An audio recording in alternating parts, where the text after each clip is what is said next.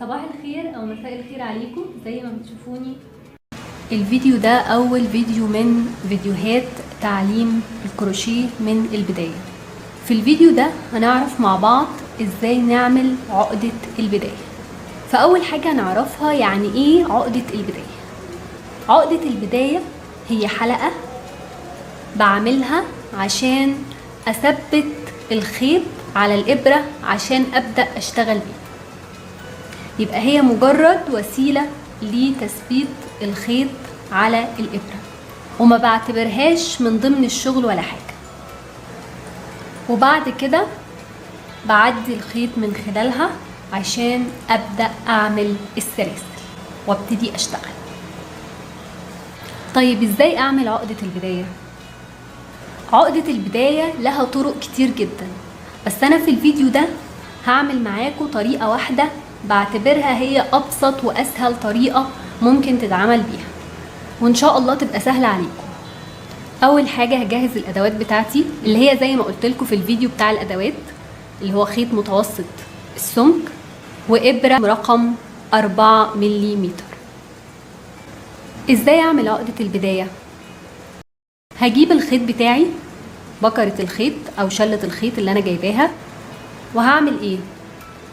هاخد جزء من الخيط واخلي الجزء من الخيط ده اللي هو الجزء القصير اللي هو طرف الخيط ده ناحية ايدي اليمين، والبكرة او الشلة ناحية ايدي الشمال. تمام؟ ده طرف الخيط اهو. لو انا قلتلك اعملي لي عقدة من الخيط ده، عقدة عادية، هتعملي ايه؟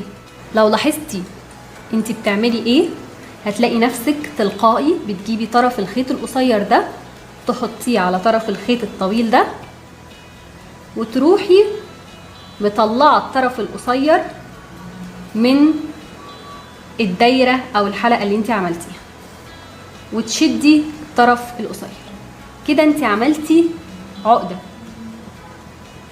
صح ولا لا؟ دي العقده العاديه اللي احنا بنعملها، هي دي الطريقه اللي احنا بنعملها بيها لو عملنا عقده عاديه.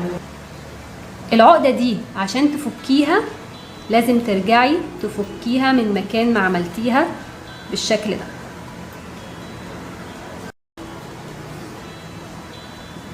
دي العقدة العادية، خدوا بالكم، مش دي عقدة البداية بتاعة الكروشيه. تمام؟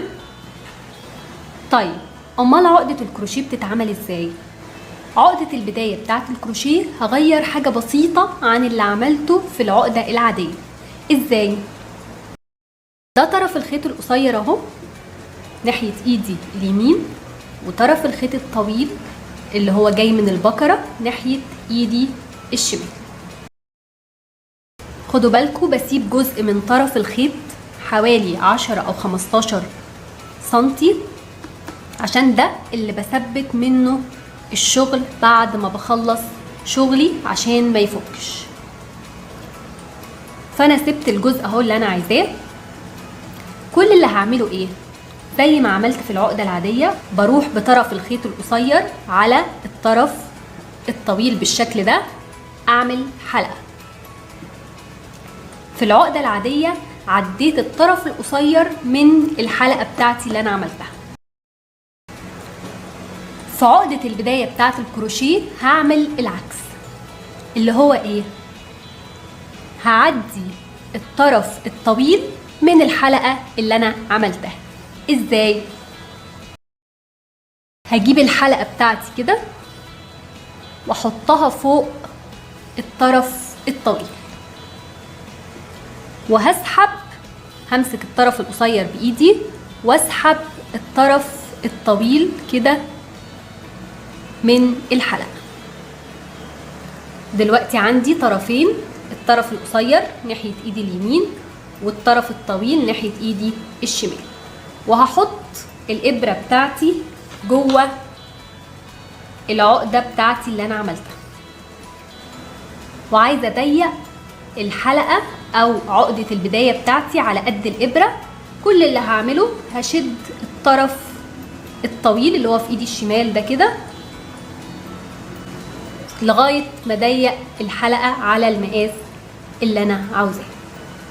العقدة بتاعت البداية بتاعت الكروشيه دي لو انا عايزة افكها مش هفكها زي ما عملت في العقدة العادية من مكان ما بدأت واقعد افكها وممكن تتفك وممكن ما تتفكش.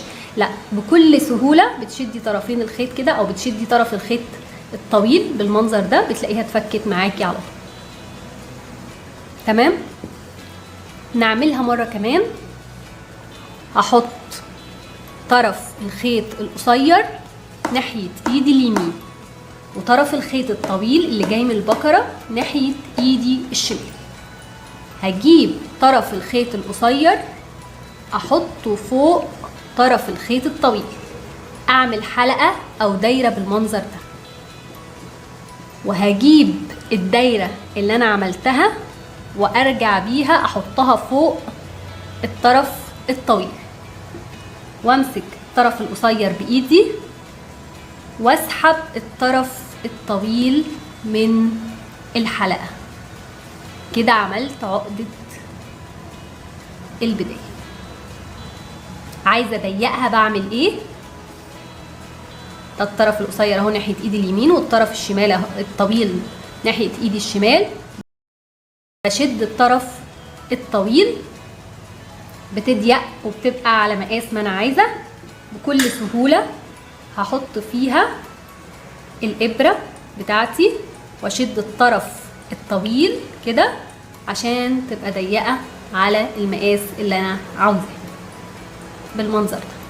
وبعد كده عشان اشتغل الطرف الطويل بيبقى ناحية ايدي الشمال دايما والقصير ناحية ايدي اليمين. تمام. اخر مرة ده الطرف القصير ناحية ايدي اليمين وقلت بسيب منه مسافة حوالي 15 سنتي او 10 سنتي، يعني ما بقصروش خالص كده عشان الخيط ده بثبت بيه الشغل بتاعي بعد ما اخلصه عشان ما يفكش من البداية. هعمل ايه؟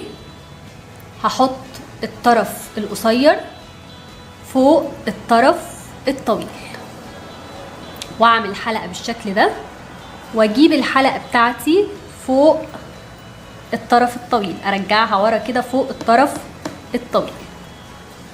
همسك الطرف القصير بايدي الشمال وهرفع او هسحب الطرف الطويل من الحلقة بالشكل ده. كده اتكونت عندي عقدة البداية.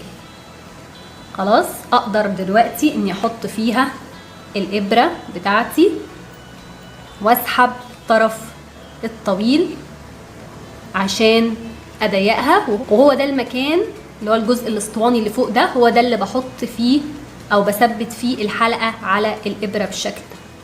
والطرف الطويل دايما بيبقى ناحية ايدي الشمال وانا بشتغل والقصير بيبقى ناحية ايدي اليمين. طبعا انا عملتها على الترابيزة عشان تبقى واضحة بالنسبة لكم. انت ممكن تعمليها على ايدك بكل سهولة اهو. بتجيبي الطرف القصير في ايدك اليمين اهو والطويل على ايدك الشمال وتحطي الطرف القصير على الطرف الطويل، عملتي حلقة، ترجعي بالحلقة على الخيط الطويل او الطرف الطويل وتسحبي الطرف الطويل بالمنظر ده. كده عملتيها على ايدك بكل سهولة، ما بتاخدش وقت خالص وما فيهاش اي مشكلة. كده احنا عملنا عقدة البداية. يا رب الفيديو يكون عجبكم واشوفكم في فيديو جديد ان شاء الله. سلام.